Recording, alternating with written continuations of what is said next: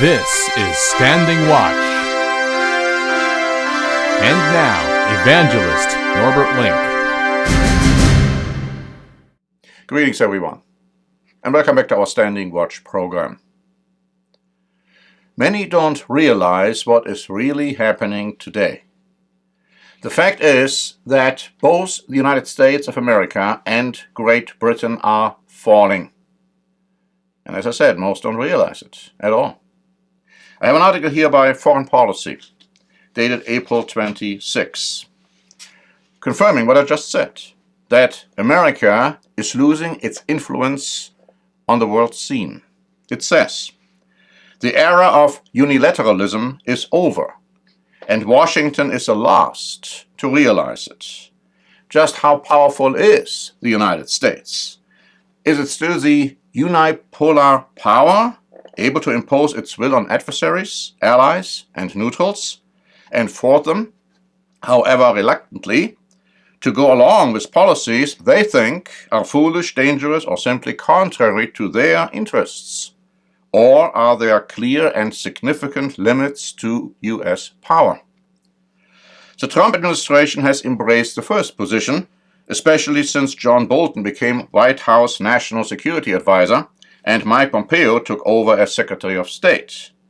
The underlying assumption is that other states won't find ways to evade, obstruct, divert, hedge, hinder, or otherwise negate what Washington is trying to do.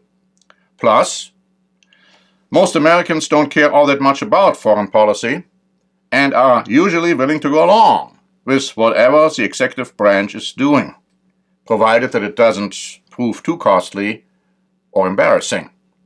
But the article goes on to suggest that this position is no longer in line with reality.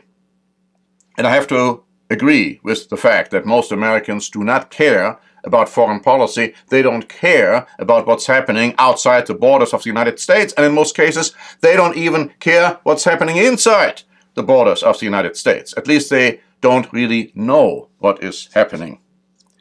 The Bible has prophesied many thousands of years ago that the UK and the United States will become burnt cakes which have not been turned, but they do not realize it. Let's face it, the foreign policy of the United States of America has been very unsuccessful. Think of Afghanistan, Iran, Cuba, China, North Korea, Russia, the EU, Syria, and the list could go on. We have a free booklet prepared, The Fall and Rise of Britain and America. This booklet goes into great detail to show you what is happening right now and what is still going to happen in the future. The question then is, who will fill the vacuum which is being left by the United States, and you might add Great Britain. Now many feel it's going to be China or Russia or other Far Eastern countries, and even though they are going to play an important role in the future, this is not the power block the Bible is focusing on at this point. That power block is a United States of Europe. Express wrote on May 7 because the United States of Europe will not include Britain. EU leaders this week, this was yesterday, Thursday, will focus on far more important issues as they ignore Brexit at a crunch gathering in Romania without Theresa May. Brussels hopes to show a unified approach and that this will send a strong message to Britain that the Prime Minister's hated Brexit deal is not up for negotiation, and there is no room for compromise on the terms of the divorce. Now, what did happen on Thursday? Was Brussels successful? The EU Observer wrote on May 9. EU leaders pledged at a meeting in Romania on Thursday to stay united after Brexit and amid a geopolitical shakeup. We know the rest of the world is not asleep, German Chancellor Angela Merkel said after the meeting. In the declaration, the leaders said, we will show each other solidarity in times of need and we will stand together, always. We can and will speak with one voice. the EU will act where it matters. Now, in order to be able to do that, the EU needs a combined European army. And so that was another debate which was going on already last week. EU Reactive wrote on May 3.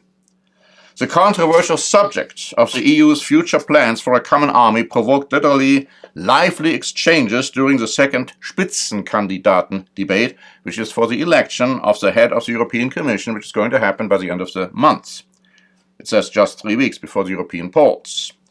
The idea has gained political momentum in recent months, floated by French President Emmanuel Macron and German Chancellor Angela Merkel.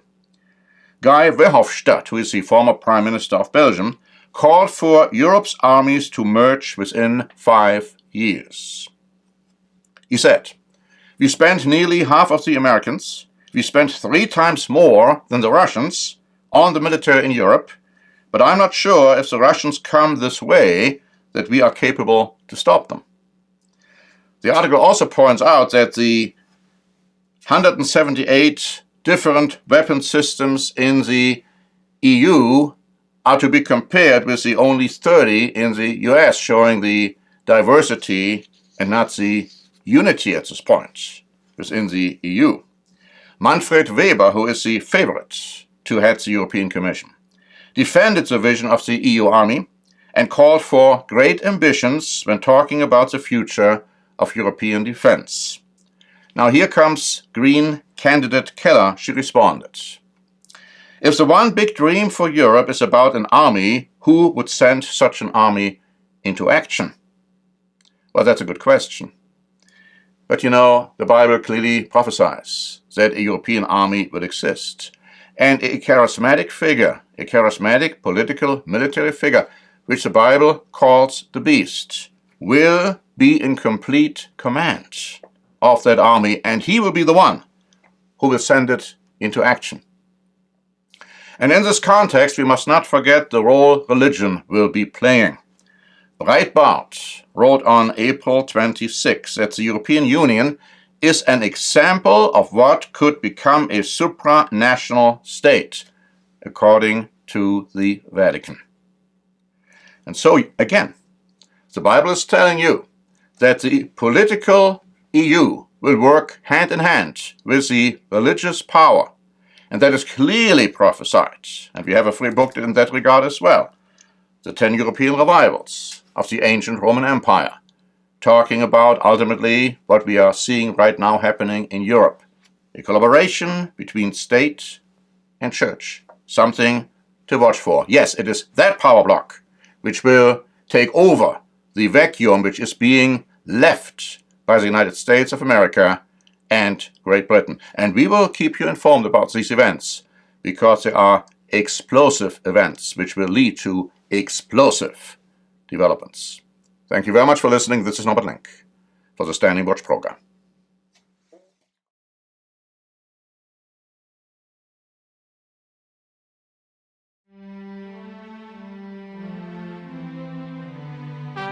Standing Watch is a presentation by The Church of the Eternal God, P.O. Box 270519, San Diego, California 92198. More information is also available at our website, eternalgod.org.